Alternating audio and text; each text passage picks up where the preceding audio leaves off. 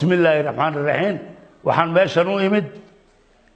على الشعاع on xuquuq ahaa ila 54 ila maanta on taariikhdiisu anu aad u hayo dartii baan yaanu soo fadhiistay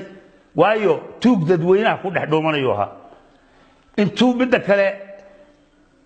habeenku waxa igu dareyd oo intuu naaga u dhacay asagoo muriya gacan intay dumarkii qayliyeen markuu soo dhacay aan war waan ku asture uu waashay baan orane dambaska ismarmari oo isku shub ayaan horta ku asturay uu waashay baan anu weeri mid kale al-shaa'a iimaan la'aanta khaas bay u leeyihiin raaskoodu iimaan la'aan Xasan Tugri walaalkii weeye dadu ambaareeyo iyo propaganda iyo been iyo qurun ayuu hayaa mid kale taan waa ma yaabanahay oo imika agadiri buu guursan jiray wiilkan imika mucaaradka noqday hooyadii agadiri bay reer guursin bay ahayd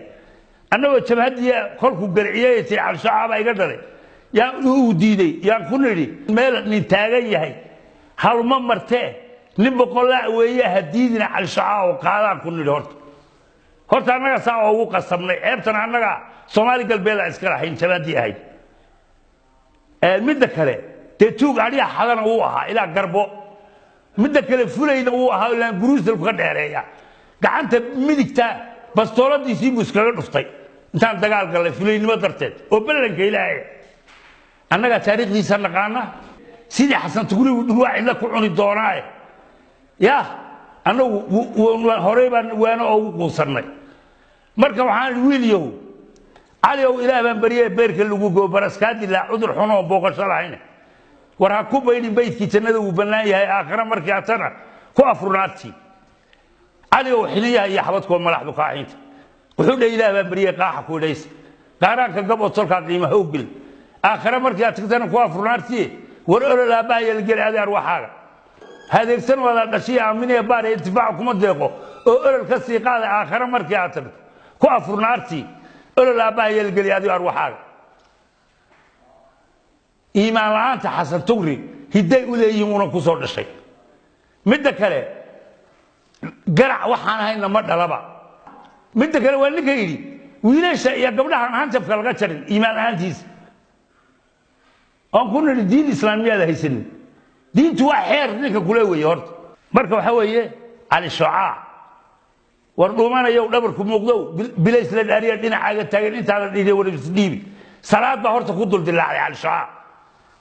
daaxu dadweynaha ku dhex dhuuntay dabayl qabto wasal la yiraahdo oo dabaylihii nabi sallallahu alayhi wasallam deeday ilaahay baa khashifay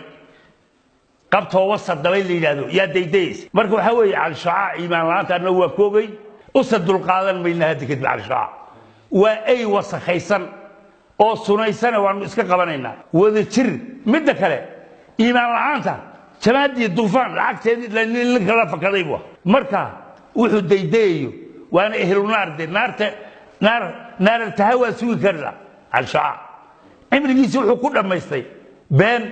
ايمان لعان خائن نمو دلينمو او راغه ولا دبا wareego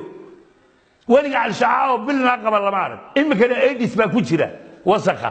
gabigiisu u kogay meed arag eedis baa ku jira waa ay sunaysan umadan waa ka qabanayna على الشعاع waa al-shabaab an dhaya al-shabaab no والله عظيم أن ضيع الشباب نو ونضل قادم من هذا النبض هاي